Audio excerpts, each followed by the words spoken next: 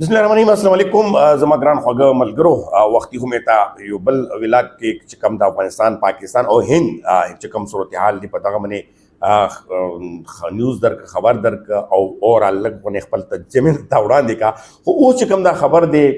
दा ज़मा ता मा तो डेढ़ ज़्यादा लका जुम्रा स्टडी कॉम खबर न गोरम मा दा कम अज़ कम फीलिंग या ज़मा आगत डेढ़ ज़्यादा लका रुख में खफा दे दी वक्त ट्रम्प چې کوم د خلیج ممالک خاص کر سعودي عرب دوبۍ قطر دورې تاسو به لیدلی وي په میډیا باندې درون استقبال بالکل ملما چې کم هم وي استقبال کوي پاکستان کې خو هم ورته ارڅ کوي نو پاکستان باندې خبرې کړي چې کله ورته ګنډې ولګي او ډېر حد نه زیات لاندې لاړ شي خو دی وخت کې چې کوم زموږ اسلامي ممالک یعنی سعودي عرب باندې موږ ډېر زیات ولاړ او یقینا زموږ کعبه زموږ مبارک ځای او زموږ رسول پاک صلی الله علیه وسلم لکه زموږ هغه خاورم نه یو که نه نو هلته هغه باندې خو موږ ایمان دی زموږ هغه دی هغه به هر څنګه هغه کوو چې هغې داسې غلط کار کوي که تاسو وګورئ چې د ټرمپ دوره کې سعودي عرب کې او هلته چې کوم نمونه هغې ته د ښځو هلته تاسو وګورئ لاس ملیوېدل دا ملیوېدل او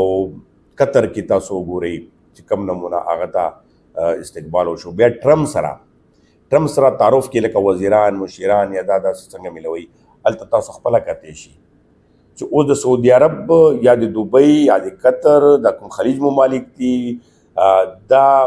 بچیان چې کوم ښځو سره لاس ملوي دا لکه دا زموږ لکه دا وایي چې پاکستان هم نشي کولی موږ په دې باندې هم ډېره بد ګڼو او وایو ورته چې کوم پاکستان کوي خو دلته کې خو غټ هغه دا وچتېږي چې ټرمپ هلته وګوره د سعودي عرب د قطر د دوبۍ د UAE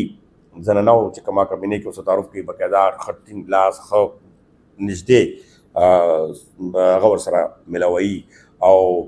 د برټش یا د یورپي کلچر ورته کوي د اسلام ټیک ته پرده د کړي د خو د اسلام اصل هغه هم ته ورکوي او بیا ټرمپ ته څنګه لاندې ټیټوالی څرنګې کیسه او بیا به د بل فوټیج ما لیده چې دغه منې زه لږ زیات هغه شوم چې دغه شانتي استقبال هم کېږي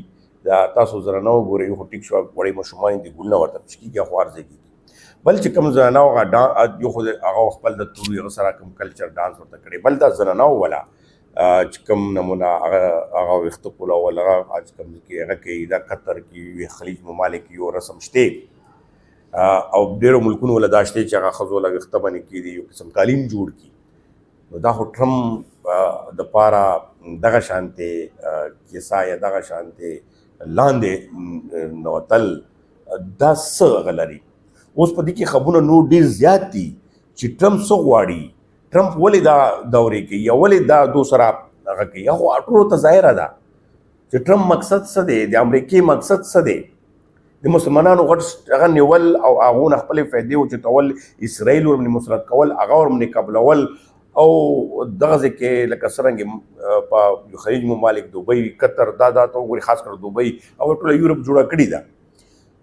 دغه سیز چې کم دی مسلمانانو کې دا زموږ په ایمان په دین یا په موږ چې کوم مذهب دی بلکې زموږ د هم نه مني لکه روح نه مني بیا دغه صورتحال کې که تاسو وګورئ چې که تاسو سټډي کوئ چې کوم د یهودیانو چې کوم ایجنډه ده شروع نه زموږ په دې سره جنګ روان دی په هغه کې هغه کامیاب روان دي اخر دا به څوک راپسې څوک په دا مسلمانان اکټه کوي دا ټول ملکونه به یو ځای ته کوي که افغانستان دی پاکستان دی ترک دی سعودي دا څومره لوی مسلمانانو بیلټ دی او موږ منې یهودیانو راج دی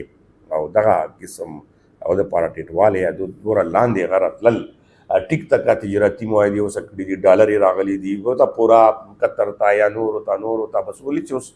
د لاندې چې کوم د ځمکې بادشاه جوړ شوی دی هغه ټرمپ دی هغه بره بادشاه